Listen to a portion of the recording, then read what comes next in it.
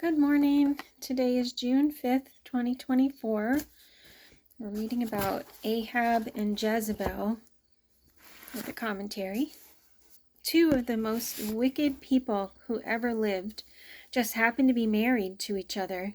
King Ahab of Israel, already described as the most evil king to rule Israel, and his wife Jezebel, whose name even centuries later will be used to describe a treacherous woman. Ahab, however, is seen in one of his best lights as Israel is attacked by the Syrians of Aram under the leadership of Ben-Hadad. In an effort to get Ahab's attention, God gives him the victory, only to rebuke him for what is an uncharacteristically merciful act on Ahab's part. King Jehoshaphat of Judah is also rebuked for joining in alliance with his northern brethren. Apparently, the lesson to be learned is that God demands strict obedience, even when certain acts seem entirely appropriate, perhaps even righteous according to human notions. But God also shows his readiness to forgive a penitent King Ahab. In Israel, reading from 1 Kings 20, chapter 1, in Samaria, around 857 BC. Now Ben-Hadad, king of Aram, mustered his entire army. Accompanied by 32 kings with their horses and chariots, he went up and besieged Samaria and attacked it. He sent messengers into the city to Ahab, king of Israel, saying, "This is what Ben-Hadad says, 'Your silver and gold are mine, and the best of your wives and children are mine.'" The king of Israel answered, "Just as you say, my lord the king, I and all I have are yours." The messengers came again and said, "This is what Ben-Hadad says, 'I sent to demand your silver and gold, your wives and your children. But about this time tomorrow I am going to send my officials to search your palace and the houses of your officials. They will seize everything you value and carry it away." The king of Israel summoned all the elders of the land and said to them, "See how this man is looking for trouble. When he sent for my wives and my children, my silver and my gold, I did not refuse him." The elders and the people all answered, "Don't listen to him or agree to his demands." So he replied to Ben-Hadad's messengers, "Tell my lord the king, your servant will do all you demanded the first time, but this demand I cannot meet." They left and took the answer back to Ben-Hadad. Then Ben-Hadad sent another message to Ahab, "May the gods deal with me, be it ever so severely, if enough dust remains in Samaria to give each of my men a handful." The king of Israel answered, "Tell him, one who puts on his armor should not boast like one who takes it off." Ben-Hadad heard this message while he and the kings were drinking in their tents, and he ordered his men, "Prepare to attack." So they prepared to attack the city. Meanwhile, a prophet came to Ahab, king of Israel, and announced, "This is what the Lord says. Do you see this vast army? I will give it into your hand today, and then you will know that I am the Lord." "But who will do this?" asked Ahab. The prophet replied, "This is what the Lord says. The young officers of the provincial commanders will do it." "And who will start the battle?" he asked. The prophet answered, "You will." So Ahab summoned the young officers of the provincial commanders, 232 men. Then he assembled the rest of the Israelites, 7,000 in all. They set out at noon while Ben-Hadad and the 32 kings allied with him were in their tents getting drunk. The young officers of the provincial commanders went out first. Now Ben-Hadad had dispatched scouts who reported, "Men are advancing from Samaria." He said, "If they have come out for peace, take them alive. If they have come out for war, take them alive." The young officers of the provincial commanders marched out of the city with the army behind them, and each one struck down his opponent. At that the Arameans fled, with the Israelites in pursuit. But Ben-Hadad, king of Aram, escaped on horseback with some of his horsemen. The king of Israel advanced and overpowered the horses and chariots, and inflicted heavy losses on the Arameans. Afterward, the prophet came to the king of Israel and said, "Strengthen your position and see what must be done, because next spring the king of Aram will attack you again." Meanwhile, the officials of the king of Aram advised him, "Their gods are gods of the hills. That is why they were too strong for us. But if we fight them on the plains, surely we will be stronger than they. Do this: remove all the kings from their commands and replace them with other officers. You must also raise an army like the one you lost, horse for horse and chariot for chariot, so we can fight Israel on the plains. Then surely we will be stronger than they." He agreed with them and acted accordingly. The next spring, Ben-Hadad mustered the Arameans and went up to Aphek to fight against Israel. When the Israelites were also mustered and given provisions, they marched out to meet them. The Israelites camped opposite them like two small flocks of goats, while the Arameans covered the countryside. The man of God came up and told the king of Israel, "This is what the Lord says. Because the Arameans think the Lord is a God of the hills and not a God of the valleys, I will deliver this vast army into your hands, and you will know that I am the Lord." For 7 days they camped opposite each other, and on the 7th day the battle was joined. The Israelites inflicted 100,000 casualties on the Aramean foot soldiers in one day. The rest of them escaped to the city of Aphek, where the wall collapsed on 27,000 of them. And Ben-Hadad fled to the city and hid in an inner room. His officials said to him, "Look, we have heard that the kings of the house of Israel are merciful. Let us go to the king of Israel with sackcloth around our waists and ropes around our heads. Perhaps he will spare your life." Wearing sackcloth around their waists and ropes around their heads, they went to the king of Israel and said, "Your servant Ben-Hadad says, 'Please let me live.'" The king answered, "Is he still alive? He is my brother." The men took this as a good sign and were quick to pick up his word. "Yes, your brother Ben-Hadad," they said. "Go and get him," the king said. When Ben-Hadad came out, Ahab had him come up into his chariot. "I will return the cities my father took from your father," Ben-Hadad offered. "You may set up your own market areas in Damascus, as my father did in Samaria." Ahab said, "On the basis of a treaty, I will set you free." So he made a treaty with him and let him go. By the word of the Lord, one of the sons of the prophet said to his companion, "Strike me with your weapon," but the man refused. So the prophet said, "Because you have not obeyed the Lord, as soon as you leave me, a lion will kill you." And after the man went away, a lion found him and killed him. The prophet found another man and said, "Strike me, please." So the man struck him and wounded him. Then the prophet went and stood by the road waiting for the king. He disguised himself with his headband down over his eyes.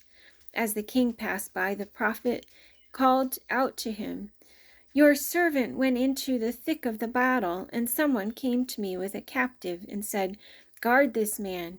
If he is missing, it will be your life for his life, or you must pay a talent of silver.'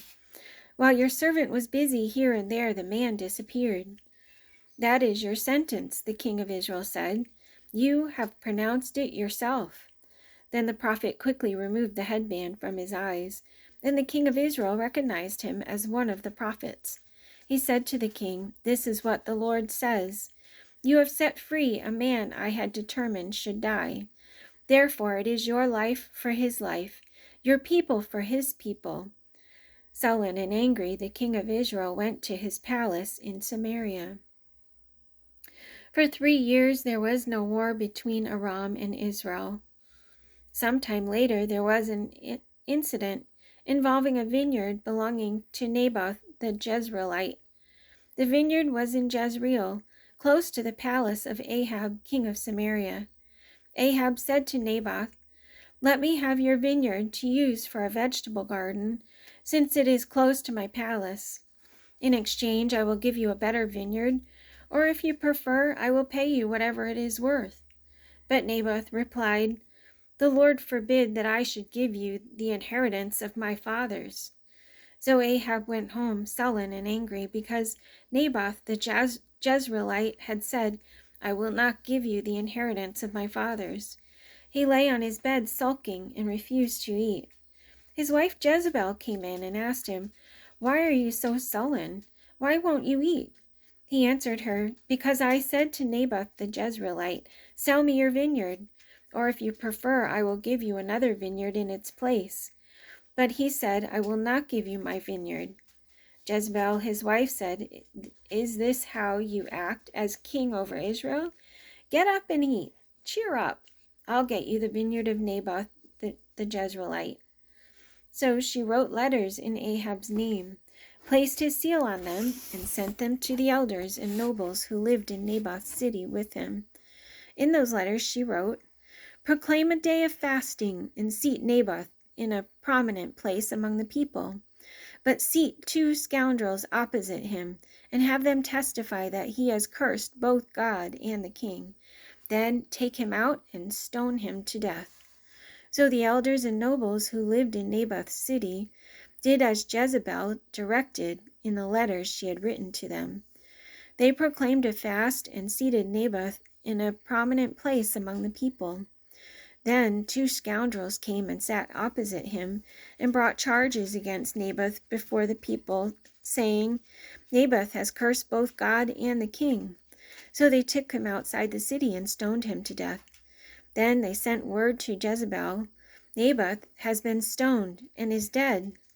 As soon as Jezebel heard that Naboth had been stoned to death, she said to Ahab, "Get up and take possession of the vineyard of Naboth the Jezreelite that he refused to sell you. He is no longer alive, but dead." When Ahab heard that Naboth was dead, he got up and went down to take possession of Naboth's vineyard. Then the word of the Lord came to Elijah the Tishbite, "Go down to meet Ahab, king of Israel, who rules in Samaria. He is now in Naboth's vineyard, where he has gone to take possession of it. Say to him, 'This is what the Lord says. Have you not murdered a man and seized his property?' Then say to him, 'This is what the Lord says. In the place where dogs licked up Naboth's blood, dogs will lick up your blood. Yes, yours." Ahab said to Elijah, "So you have found me, my enemy." "I have found you," he answered, "because you have sold yourself to do evil in the eyes of the Lord. I am going to bring disaster on you. I will consume your descendants and cut off from Ahab every last male in Israel, slave or free. I will make your house like that of Jeroboam, son of Nabat, and that of Baasha, son of Ahijah, because you have provoked me to anger and have caused Israel to sin." And also concerning Jezebel, the Lord says, "Dogs will devour Jezebel by the wall of Jezreel. Dogs will eat those belonging to Ahab who die in the city, and the birds of the air will feed on those who die in the country." When Ahab heard these words, he tore his clothes, put on sackcloth, and fasted. He lay in sackcloth and went around meekly. Then the word of the Lord came to Elijah and the Tishbite. "Have you noticed how Ahab has humbled himself before me? Because he has humbled himself, I will not bring this disaster on his day, but I will bring it on his house in the days of his son." Ahaziah, son of Ahab, became king of Israel in Samaria in the 17th year of Jehoshaphat, king of Judah, and he reigned over Israel 2 years. But in the 3rd year, Jehoshaphat, king of Judah, went down to see the king of Israel. Ahab slaughtered many sheep and cattle for him, and the people with him, and urged him to attack Ramoth-Gilead. The king of Israel had said to his officials, "Don't you know that Ramoth-Gilead belongs to us, and yet we are doing nothing to retake it from the king of Aram?" So he asked Jehoshaphat, "Will you go with me to fight against Ramoth-Gilead?"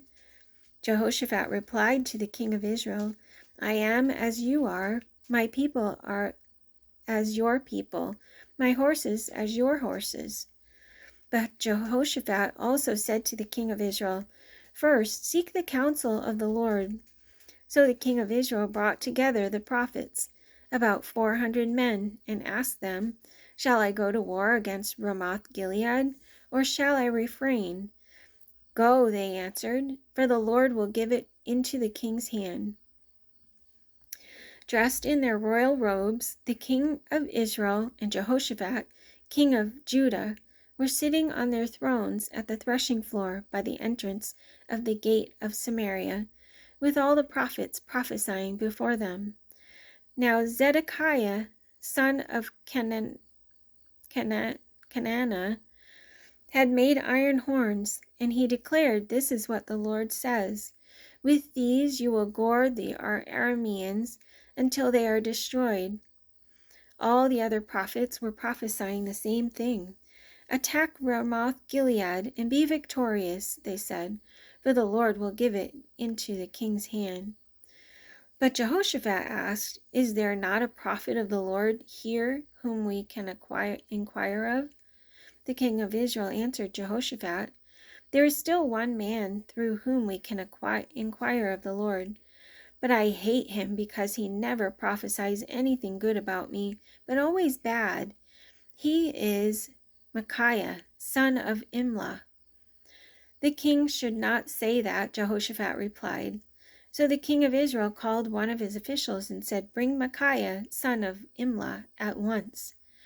The messenger who had gone to summon Micaiah said to him, "Look, as one man the other prophets are predicting success for the king. Let your word agree with theirs and speak favorably." But Micaiah said, "As surely as the Lord lives, I can tell him only what the Lord tells me."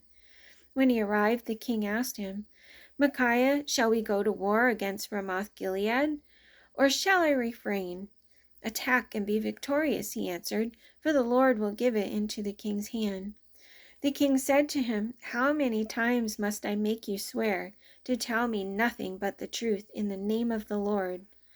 Then Micaiah answered, "I saw all Israel scattered on the hills like sheep without a shepherd. And the Lord said, 'These people have no master. Let each one go home in peace.'" The king of Israel said to Jehoshaphat, "Didn't I tell you that he never prophesies anything good about me, but only bad?" Micaiah continued, "Therefore hear the word of the Lord. I saw the Lord sitting on his throne with all the host of heaven standing around him, on his right and on his left. And the Lord said, 'Who will entice Ahab into attacking Ramoth-Gilead and going to his death there?' One suggested this and another that. Finally, a spirit came forward, stood before the Lord, and said, 'I will entice him.'" "By what means?" the Lord asked. "I will go out and be a lying spirit in the mouths of all his prophets," he said. "You will succeed in enticing him," said the Lord. "Go and do it." So now the Lord has put a lying spirit in the mouths of all these prophets of yours. The Lord has decreed disaster for you." Then Zedekiah, son of Kenana, went up and slapped Micaiah in the face. Which way did the spirit from the Lord go when he went from me to speak to you?" he asked. Micaiah replied, "You will find out on the day you go to hide in an inner room." The king of Israel then ordered, "Take Micaiah and send him back to Amon, the ruler of the city, and to Joash the king's son, and say, This is what the king says. Put this fellow in prison, and give him nothing but bread and water, until I return safely. Micaiah declared, If you ever return safely, the Lord has not spoken through me. Then he added, Mark my words, all you people. That's it for today. See you tomorrow.